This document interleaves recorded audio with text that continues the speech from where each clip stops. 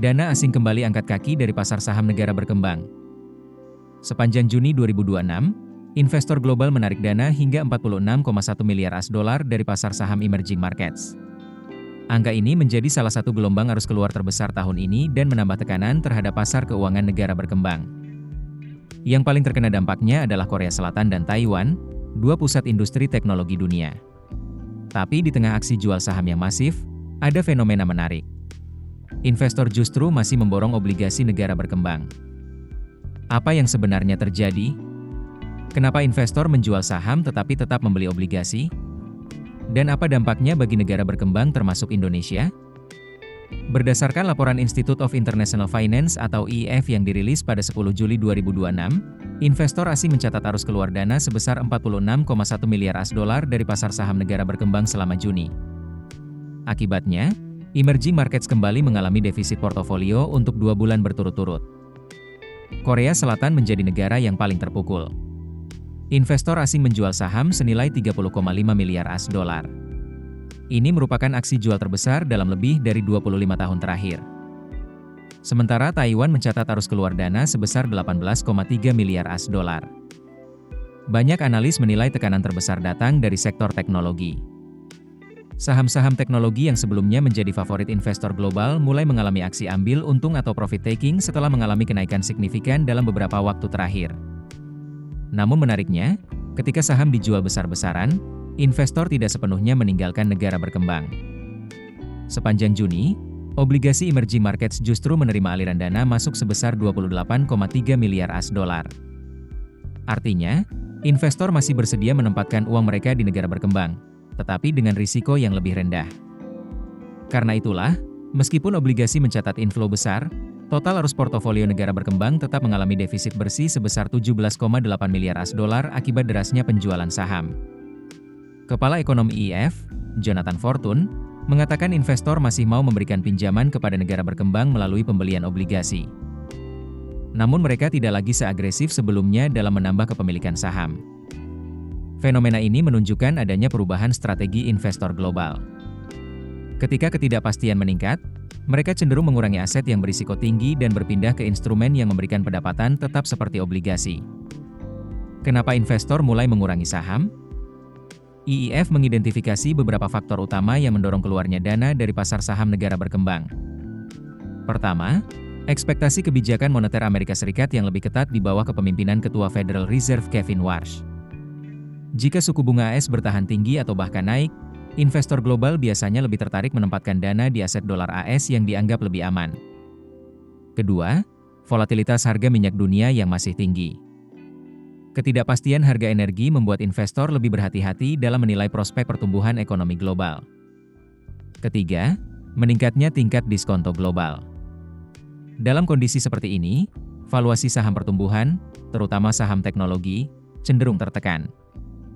Keempat, ketidakpastian ekonomi Cina yang masih menjadi perhatian investor.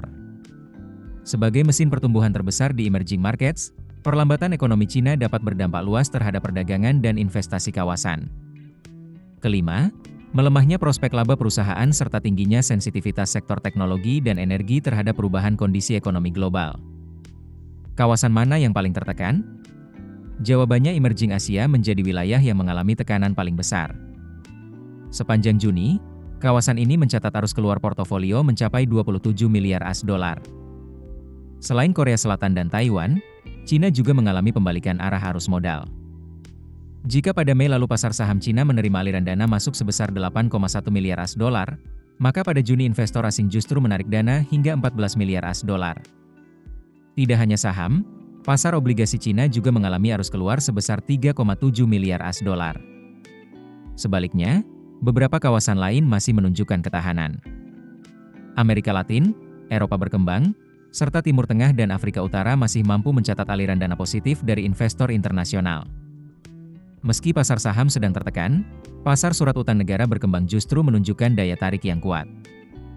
IIF mencatat penerbitan obligasi pemerintah negara berkembang sepanjang semester pertama 2026 mencapai sekitar 170 miliar US$.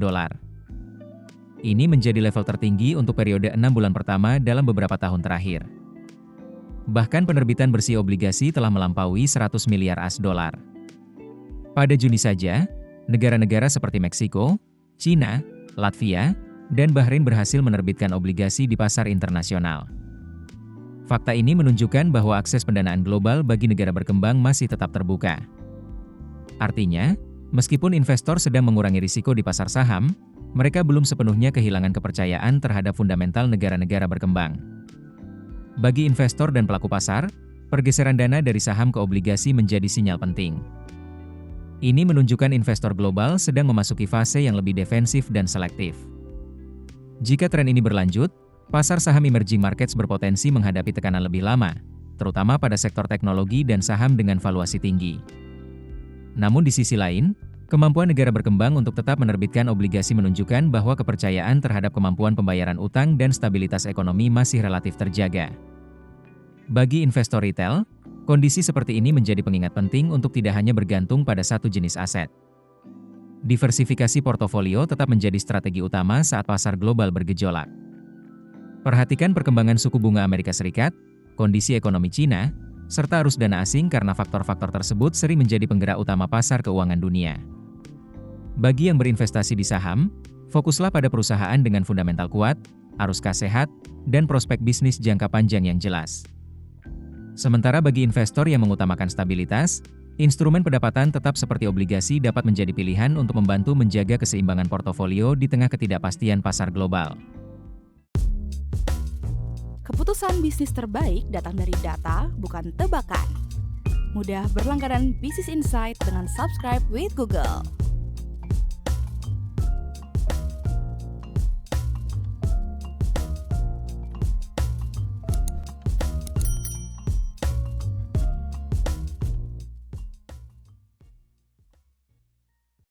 Download aplikasi Kontan sekarang di App Store atau Play Store.